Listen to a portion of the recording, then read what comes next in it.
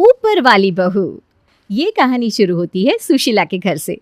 जब सुशीला बहू थी तब भी वो अपने दिमाग के आधे पैदल होने के कारण कभी इधर बजती थी तो कभी उधर बजती थी। पर अब तो वो सास बन चुकी थी।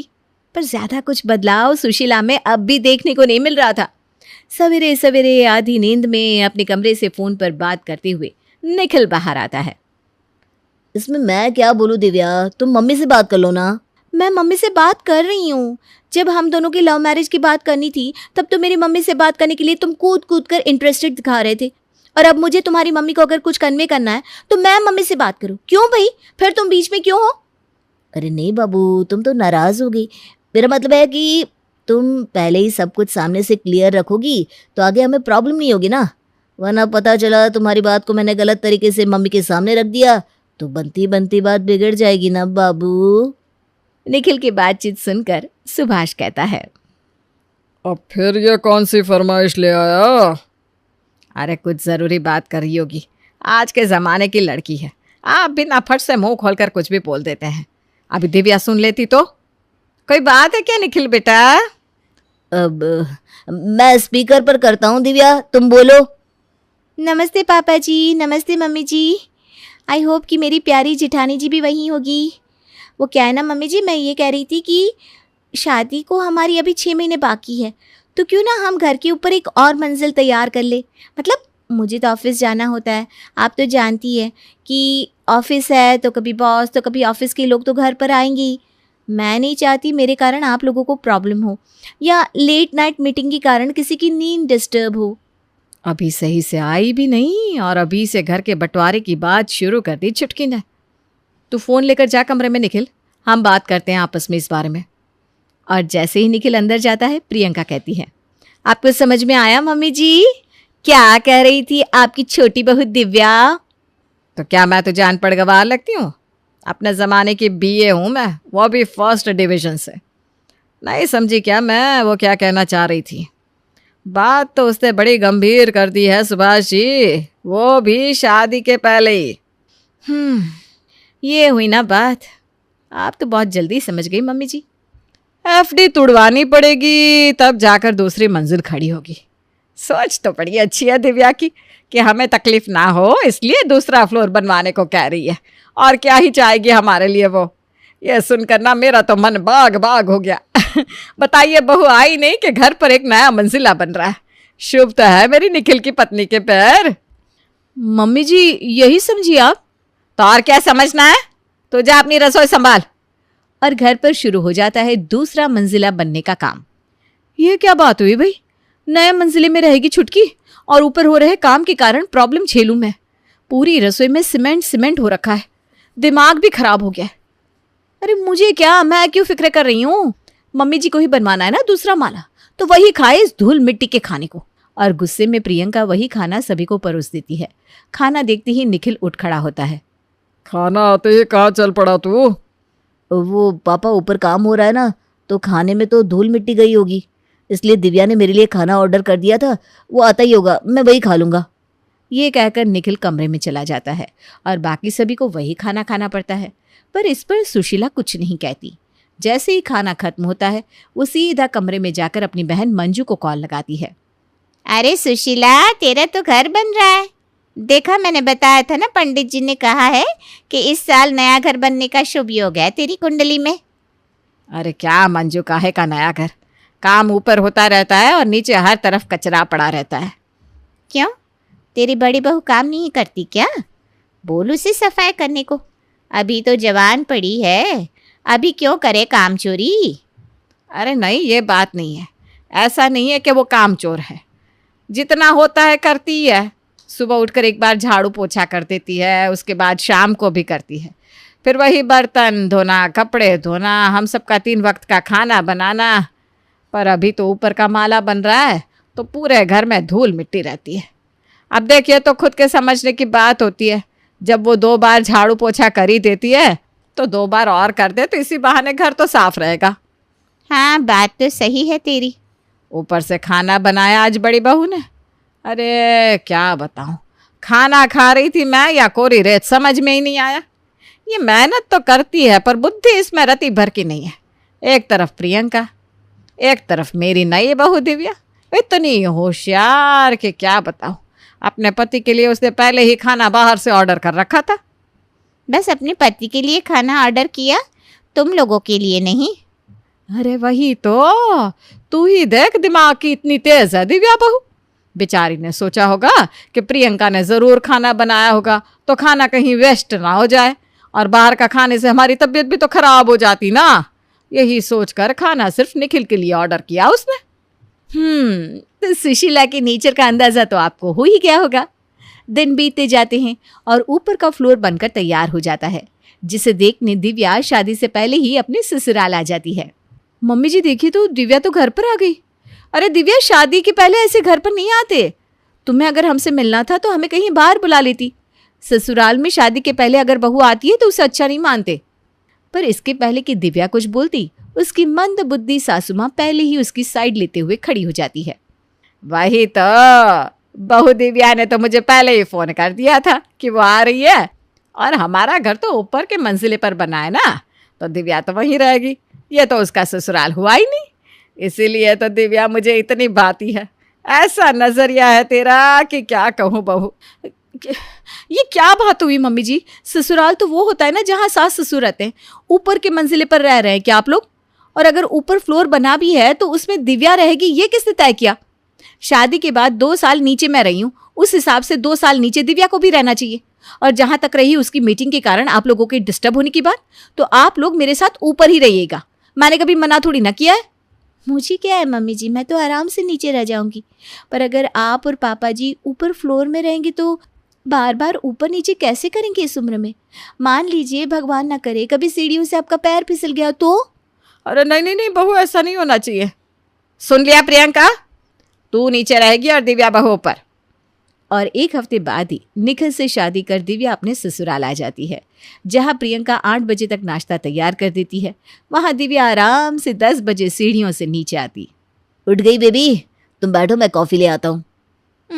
मेरे रहते तुम्हें काम करना पड़े तो फिर मैं यहाँ क्यों हूँ निखिल?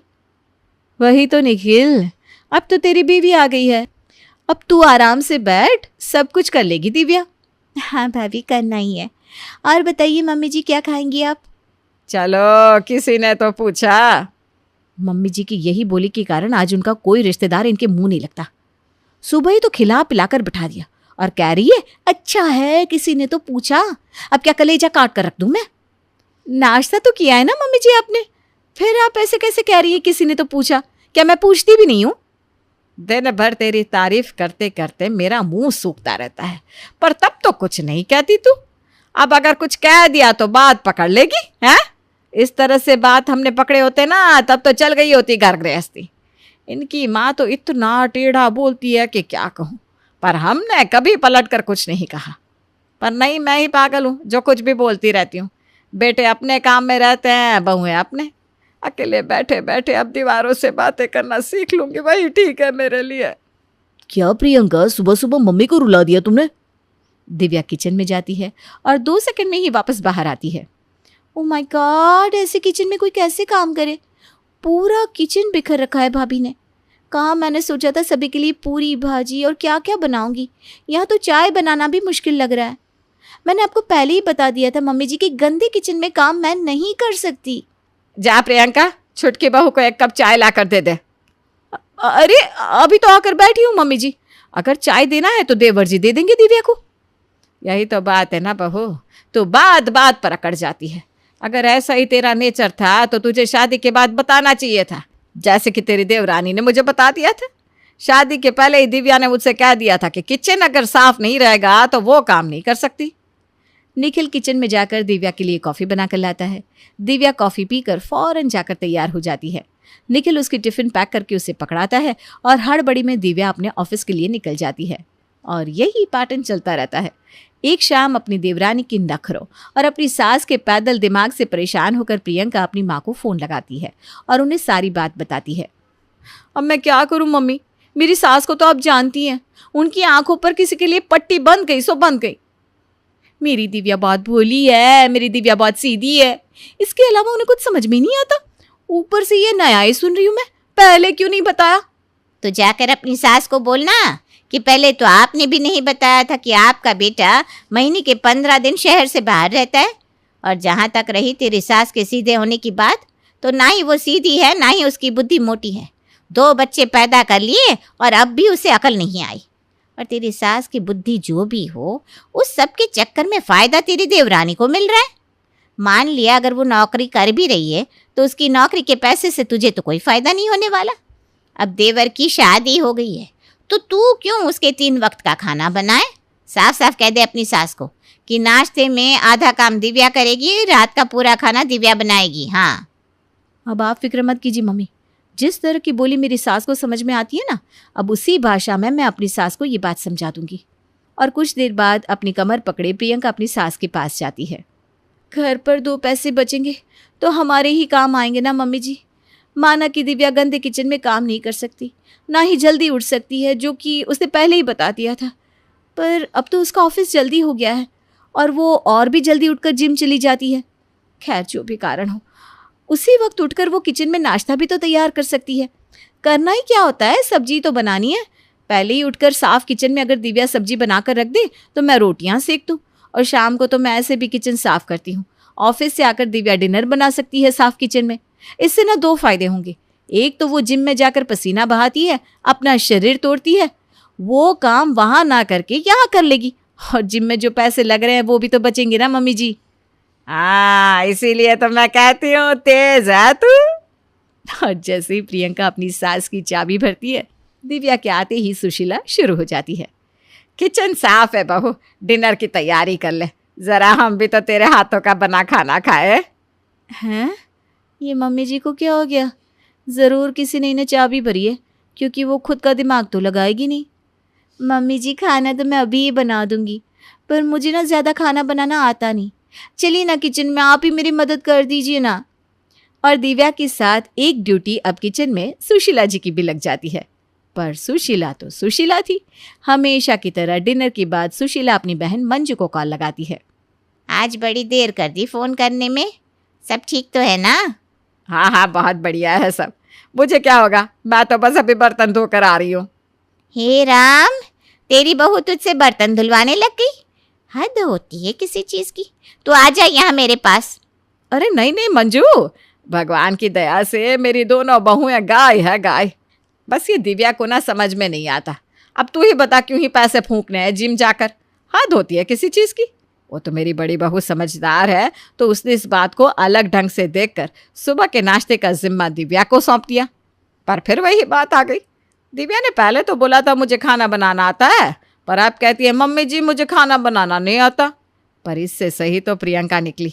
उसकी माँ ने कहा था ऐसे तो इसे आता कुछ भी नहीं है, पर आप जैसा जैसा सिखाएंगी ये करती जाएगी। अब कल को प्रियंका ने रसोई छोड़ दी तो मुझे तो उसकी बात माननी पड़ेगी ना, क्योंकि उसकी माँ ने तो पहले ही बता दिया था। और मंजू मौसी के साथ अपनी सास की बातें दिव्या और प्रियंका सुन लेती हैं। पहले तो मम्मी जी के मुंह से दिव्या दिव्या ही निकलता था, और अब वो मेरी मंजू मौसी से चुगलियां कर रही हैं। अब आया ना ऊंट पहाड़ के नीचे। ये तो शुरुआत है ऊपर वाली बहू। अब आपको पता चलेगा ना कि आपकी मम्मी जी किसी की नहीं है। उनका फेवरेट काम तो है बस बातें बनाना, और जैसे जैसे घर का जो इंसान ज़्यादा काम करने लगता है, मम्मी जी उसकी उतनी ही ज़्यादा चुगलियाँ करने लग जाती हैं। अगली सुबह दिव्या ऊपर से उतर कर नीचे आती है कि वो अपनी सास को अपनी मौसी सास से बात करता सुन लेती है। क्या कहूँ मंजू, इन लोगों को तो अकल ही नहीं है। सीढ़ियों से उतर कर आ रही है दिव्या बहू, पर ये नहीं कि हाथ में झाड़ू ले आए, इसी बहाने सीढ़ियों पर झाड़ू लग जाता। पर इनका ना सारा दिमाग ऑफिस में ही चलता है। प्रियंका का ठीक है, उसकी माँ ने तो पहले ही कह दिया था कि जब भी तबीयत खराब होगी तो मेरी बेटी रसोई में नहीं जा पाएगी। और देख, आज सुबह उसने बताया कि उसकी तबीयत खराब है तो हफ्ते 10 दिन वो नहीं आ पाएगी रसोई में, और क्या। इसी तरह जो प्रियंका के साथ हो रहा था, दिव्या के साथ होना शुरू हो जाता है। नहीं नहीं, इस तरह कोलू का बैल बनकर मैं इस घर में नहीं रह सकती। मैं जा रही हूँ इस घर से। और अपना सामान बांधकर दिव्या घर से निकलने लगती है। दिव्या को रोकने के लिए सभी हॉल में इकट्ठा हो जाते हैं, पर फ़ोन पर लगी हुई सुशीला जी को ज़रा भी फर्क नहीं पड़ता। ये बात पहले ही बता देनी चाहिए थी ना बहू को कि उसका जब मन करेगा वो अपने मायके चली जाएगी, पर बताया ही नहीं। अब उठ कर जा रही है मायके, क्या ही बोलो, किस्मत का खेल है सब मंजू। तेरी बोली एक दिन यह घर तोड़वा कर रहेगी सुशीला। तो बात करना कम कर दे। ये सब क्या है? दिव्या बहू, इतने दिनों में तुम अपनी सास को नहीं समझ पाई? जब तक ये चक्की भाभी पर चल रही थी मुझे फर्क क्यों ही पड़ता पापा जी, पर अब तो भाभी ने पल्ला ही झाड़ लिया और सब कुछ मुझ पर आ गया, ऊपर से मम्मी जी की पैनी बातें। वैसे तुम अपने घर तो चली जाओगी, पर वापस तुम्हें निखिल मना कर ही ले आएगा, और तब तो तुम पर काम का और ज्यादा प्रेशर आ जाएगा। तब तुम क्या करोगी? अब समझ में आया? जो होशियारी तुम कर रही थी वो मैं भी कर सकती थी, और जैसे ही मैंने किया हफ्ते भर में तुम लाइन पर आ गई। तो ऊपर वाली बहू, जरा नीचे आ जाओ तो घर चलाने में आसानी होगी, क्योंकि तुम्हारे काम मैं ही आऊंगी मम्मी जी नहीं। और प्रियंका के दिमाग लगाते ही दिव्या की सारी हिकड़ी निकल जाती है और वो लाइन पर आ जाती है, और उसके बाद दोनों बहुएं सुशीला जी को ही ऊपर की मंजिल पर शिफ्ट कर देती है, ताकि मंजू मौसी के साथ हो रही बातचीत उनके कान पर पड़े ही ना, और साथ मिलकर घर संभालना शुरू कर देती हैं।